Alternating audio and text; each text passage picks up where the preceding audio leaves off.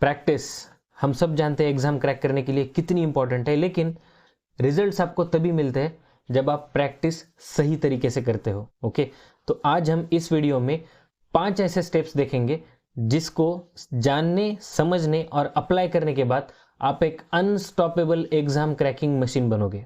Okay, तो video को like कर दीजिए, चैनल पे अगर नए हो आप तो चैनल को सब्सक्राइब कर दीजिए ताकि एग्जाम रिलेटेड एक भी वीडियो आपसे मिस ना हो। ओके, तो first and most important step in the practice जो कि आपका होता है डिफाइन द डोमेन। एग्जाम का सिलेबस बहुत वास्ट होता है। मोस्ट ऑफ द स्टूडेंट्स जो प्रिपेयर कर रहे होते हैं वो सुनी सुनाई बातों पे होते हैं, किसी ने किसी को बताया, किसी ने किसी को सुनाया।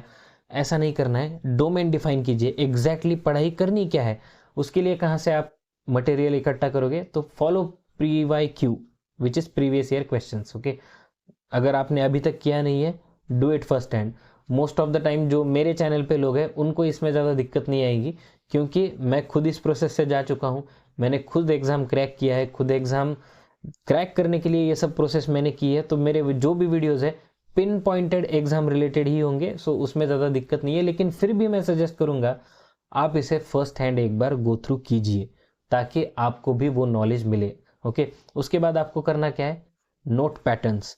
जो भी आपको एग्जाम में पैटर्न्स मिलते हैं, जब भी नोटिफिकेशन आता है, be it RBI assistant, SBI PO, हर एग्जाम में मैं आपको इनिशियली एक ब्लूप्रिंट बताता हूँ कि पेपर आपका कैसा होगा। ओके, कहाँ से पता चलता है वो, प्रीवियस ईयर क्वेश्चन पेपर। तो उसको अगर आप फॉलो करोगे तो उस इन डिटेल आपको पता चल जाएगा कि आपको करना क्या है। Then high weightage topic. Exam में ऐसे कौन से टॉपिक है जो कि बहुत ज़्यादा वेटेज के लिए पूछे जाते हैं, वो आपको पता होनी चाहिए। Okay, then low weightage topic जिसके बारे में बहुत कम बात की जाती है, कोई इसके ऊपर ज़्यादा ध्यान भी नहीं देता है, लेकिन मार्क माय वर्ड, एग्जाम अगर किसी का मिस होता है तो 20 मार्क से, 30 मार्क से, 15 मार्क से नहीं होता है, 1 मार्क से ही चला जाता है। ओके, तो लो वेटेज टॉपिक जो है, जो एग्जाम में बार बार पूछे जाते हैं, बोट एंड स्ट्रीम्स हो, पार्टनरशिप हो, अगर आप रीजनिंग में चले जाओ तो आपको अल्फाबेटिकल ऑर्डर्स के क्वेश्चंस आते हैं जो 1 मार्क के लिए पूछा जाता है, तो वो भी इंपॉर्टेंट है। ओके, यहाँ पे अपने दिमाग से नहीं सोचना है कि ये इंपॉर्टेंट है, ये इंपॉर्टेंट नहीं है ना। मैं ये सिर्फ आपको एक प्लान बनाने के लिए बोल रहा हूँ कि आपको हाई वेटेज टॉपिक पता होने चाहिए, लो वेटेज टॉपिक भी पता होने चाहिए। ओके, उसके बाद हम शेड्यूल बनाएंगे प्रैक्टिस का। ओके, प्रैक्टिस ऐसे नहीं हो सकती है कि आप सुबह उठे और आज आपने डिसाइड कर दिया कि चलो आज हम सिंप्लीफिकेशन बनाएंगे ना, और महीना भर वही करते रहे। देखो, ये कॉमन प्रॉब्लम है कि जब भी स्टूडेंट्स को पूछा जाए आपकी कितनी पढ़ाई हुई है, तो लगभग हुई है, अगर आप उसे न्यूमेरिकली नहीं बता पाते 50%, 60%, तब तक आप सही डायरेक्शन में नहीं हो। ओके, तो प्रैक्टिस का एक शेड्यूल बनाइए जिसमें प्रायोरिटी होगी of course high weightage topic पे, उसको मैं डिनाई नहीं कर रहा। Then low weightage topic. Second में लो वेटेज टॉपिक मैं आपको क्यों बोल रहा हूँ, जो लोग मेरे वीडियो रेगुलरली देखते हैं आपको पता होगा कि हाई वेटेज टॉपिक में बीट सिंप्लीफिकेशन रहे, अगर सिर्फ सिंप्लीफिकेशन आप अच्छे से करते हो, 15 मार्क 20 मार्क के लिए आपको आता है, तो वहाँ पे जो आप चीज़ें सीखोगे वो आपको लो वेटेज टॉपिक, अरिथमेटिक के टॉपिक्स में बहुत ज़्यादा यूज होती है। Okay, so that's how you should go. और हाई वेटेज टॉपिक का आपका जो प्रैक्टिस सेशन है, मैं कहूँगा कि अगर आप लेट से डेटा इंटरप्रिटेशन, सिंप्लीफिकेशन, ये 2 टॉपिक जो है, then quadratic equation, number series, इनको कुछ टाइम ऐसे डिवाइड करोगे आप कि आप कम से कम उसे दिन में 2 घंटे दोगे। ओके, और जब मैं 2 घंटे देने की बात कर रहा हूं तो कोई भी एक टॉपिक लेके नहीं बैठना है। 2 घंटे में एक से ज्यादा टॉपिक के क्वेश्चंस आपको सॉल्व करने हैं। क्यों, मैं बताता हूं। क्योंकि जब आप एग्जाम में जाते हो तो सिर्फ ऐसा होगा क्या कि 35 क्वेश्चन आपको DI के मिलेंगे या फिर सिंप्लीफिकेशन के, आपको वो गियर प्रैक्टिस में चेंज करने आना चाहिए कि सिंप्लीफिकेशन से जंप करके आप क्वाड्रेटिक इक्वेशन पे चले जाओ, क्वाड्रेटिक इक्वेशन से फिर DI पे चले जाओ। ये आपको प्रैक्टिस में अगर आप कर सकते हो तो ये ट्रांजिशन आपका एग्जाम में स्मूथ होगा, जिससे आपकी स्पीड और एक्यूरेसी दोनों बनी रहेगी। Okay, so this is very very important. And दूसरा पार्ट आपके शेड्यूल बनाने का, make plan for 7 to 15 days, जिसमें आपका स्टार्ट और एंड डेट मेंशन होना चाहिए। अगर आप आज बैठ के प्लान बना रहे हो तो आपको पता होना चाहिए कि आप कब से पढ़ाई चालू करोगे, कितने बजे चालू करोगे, और कितने दिनों बाद इतने टाइम बजे मेरा ये जो 15 to 7 डेज का जो भी आप शेड्यूल बनाओगे वो खत्म होगा। प्रैक्टिस का ऐसा नहीं होता है कि आप 6 महीने का शेड्यूल बनाओ, नहीं। क्यों, वो भी आपको समझ में आएगा। देखो, आप जब भी प्लान बनाना ऐसा चाहिए कि जो आप एग्जीक्यूट कर पाओ। ओके, 6 महीने का 1 साल का प्लान बना दिया, ये पॉसिबल नहीं है, ये यूजलेस है। क्योंकि वही प्लान अगर आप चलाते रहोगे, वही प्रैक्टिस के सेशंस आप करते रहोगे, तो आपको क्वेश्चंस तो आएंगे लेकिन आप वैरायटी कवर नहीं कर पाओगे। तो आपको 7 to 15 डेज का ही मैक्सिमम प्लान बनाना है, जिसको आपको रिव्यू करते रहना पड़ेगा। Okay, then focus on quality not quantity.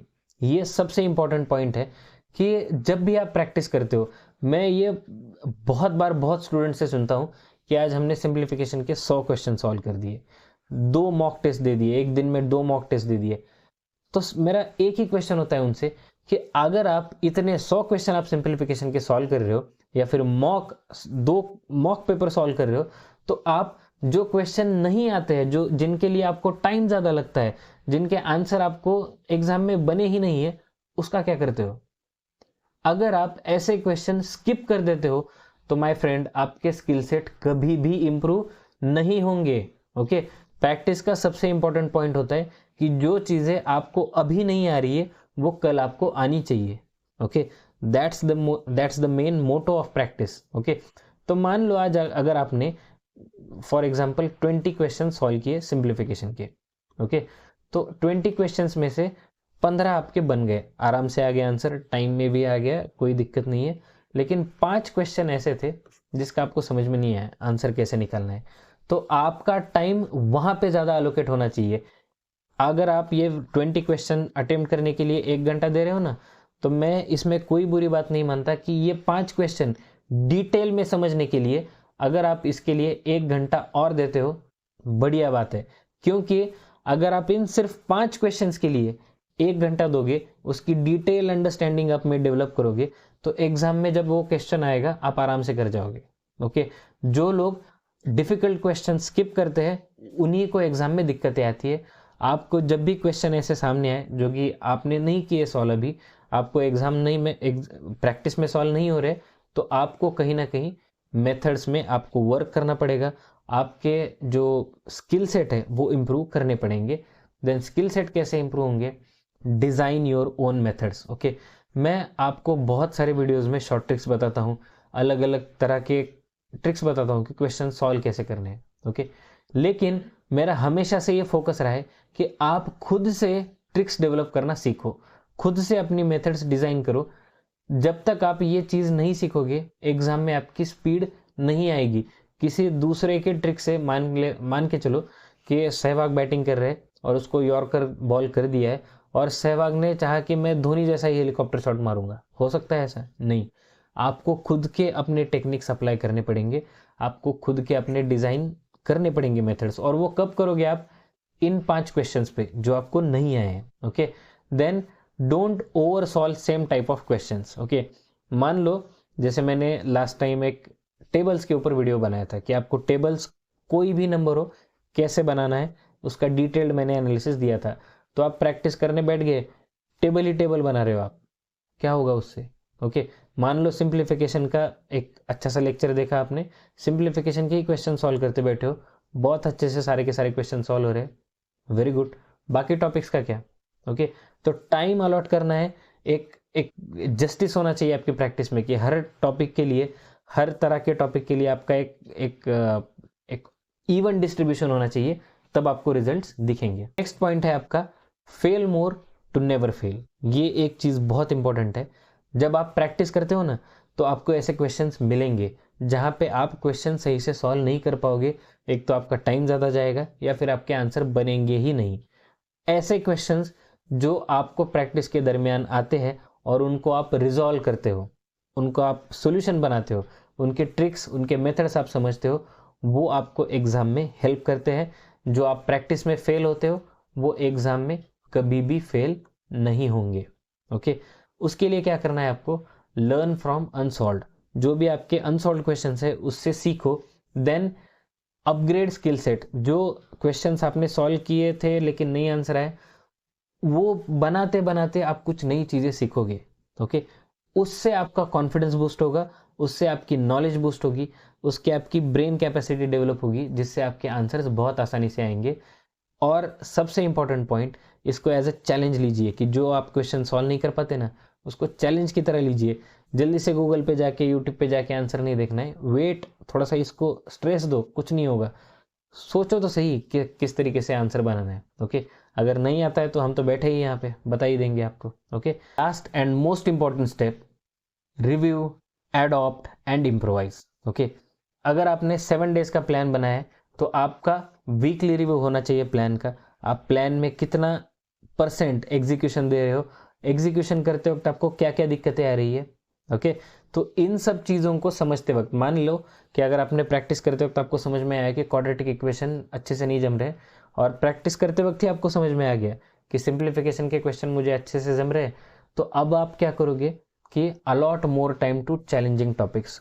कोई ऐसे टॉपिक्स जिसको आपको लगता है कि मुझे अभी ठीक से सॉल्व नहीं हो रहे, तो उसको ज़्यादा टाइम देना है वहाँ से निकाल के जहाँ पे आपके सॉल्व हो रहे हैं। ओके, ये आपको आफ्टर एवरी 7 डेज करना चाहिए, तभी आप होलसम एक कैंडिडेट बनोगे जो कि एग्ज़ाम क्रैकिंग मशीन बन जाएगा पूरी तरह से। ओके, इसके बाद आपकी सिर्फ एक एग्ज़ाम नहीं, धड़ाधड़ एक के बाद एक एग्ज़ाम निकलेगी। बहुत सारे स्टूडेंट्स जो सक्सेसफुल है, कोई भी उठा के देख लो, उनकी कभी भी एक एग्ज़ाम क्रैक नहीं होती है, लाइन में 2-4 एग्ज़ाम निकाल देते हैं और उनके पास चॉइस होता है कि कौन सी ज्वाइनिंग ले। Okay, then adopt necessary changes. ये सबसे इंपॉर्टेंट पॉइंट है कि जो भी आप सीखते हो, प्रैक्टिस करते हो, जो भी दिक्कतें आती है वो आपको समझना पड़ेगा कि इसे किस तरीके से इम्प्लीमेंट करें, कौन सी ऐसी चीज़ें हैं जो हम गलत कर रहे हैं, उसके अकॉर्डिंगली आपको चेंजेस करने पड़ेंगे खुद में, तब जाके आपका रिजल्ट पॉजिटिव आएगा। एंड इम्प्रोवाइज मेथड्स, जो मेथड्स आपने ऑलरेडी सीखी हुई है उसको आपको चेंज करना पड़ेगा। अगर आपके रिजल्ट्स अकॉर्डिंग नहीं आ रहे, मान लो अगर आप में से कोई डेटा इंटरप्रिटेशन 5 क्वेश्चन सॉल्व करने के लिए 5 मिनट लग रहे, तो बॉस मेथड बदलना पड़ेगा, मेथड चेंज करना पड़ेगा। उसके लिए हमेशा अपना माइंड ओपन रखना है। ओके, सो ये 5 इंपॉर्टेंट स्टेप्स थे मेरी तरफ से।